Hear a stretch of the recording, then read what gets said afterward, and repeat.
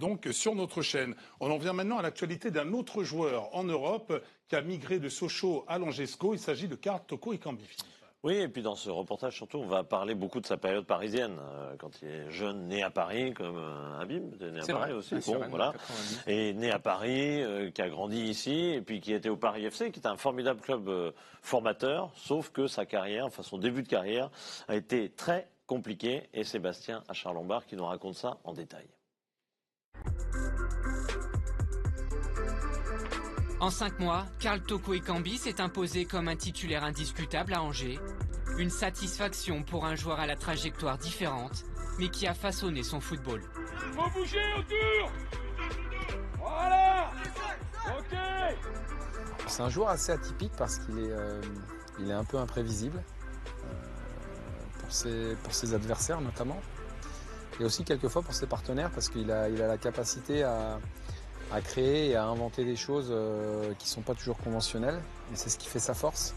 Le centre d'Andreux, l'arrêt de Carasso, deuxième chance, Karl Toko Ekambi. Récit de l'histoire du Camerounais, sorti du circuit professionnel à l'adolescence, au moment où les destins de footballeurs se jouent. Chacun son parcours et je suis très fier du mien, je suis très fier d'où je suis maintenant. Paris Football Club, c'est ici que Karl Toko Ekambi a grandi. Rapide, technique, l'attaquant impressionne dans toutes les catégories de jeunes. Baboy Traoré, son ami et coéquipier au PFC, se souvient. Ça, c'était son jardin. Il en a mis des buts ici. C'était vraiment chez lui. Un jardin et une carrière qu'il abandonne à 16 ans, blessé au genou, lassé surtout par le football. C'était fou, c'était insensé parce que quand je l'ai vu arrêter le foot et commencer à faire d'autres choses, je me suis dit, qu'est-ce que tu fais? C'est du gâchis. Pendant 1 an et demi, Karl joue dans son quartier, un football de rue qui a construit son jeu et dont il tire les bénéfices encore aujourd'hui. Quand je suis revenu, je me suis dit, bon allez, je joue, et ça passe pas, bah ça passe pas. Et je pense que ça m'a rendu plus fort parce que j'ai joué sans pression et au final, j'étais complètement libre et je me relâchais sur le terrain, ce qui a fait que ça m'a permis de m'améliorer, bizarrement, sur certains domaines. Lesquels? Le domaine du dribble, de la percussion, justement de la spontanéité.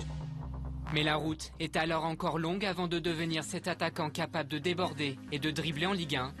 Des doutes l'accompagnent lors de son retour au Paris Football Club.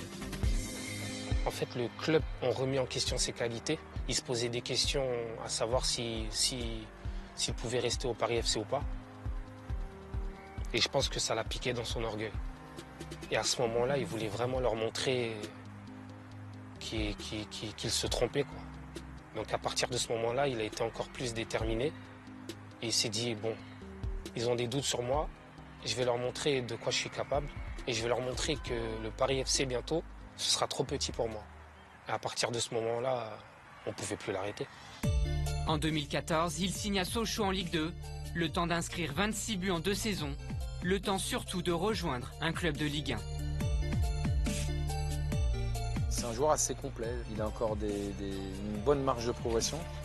Mais finalement, c'est logique. Quand on n'a pas travaillé pendant une certaine époque ou pendant un certain temps, il est normal qu'on ait des manques. Ça ne l'empêche pas d'être performant, mais je pense que s'il ajoute un peu de force à son gabarit, je pense que ça peut être que positif pour lui.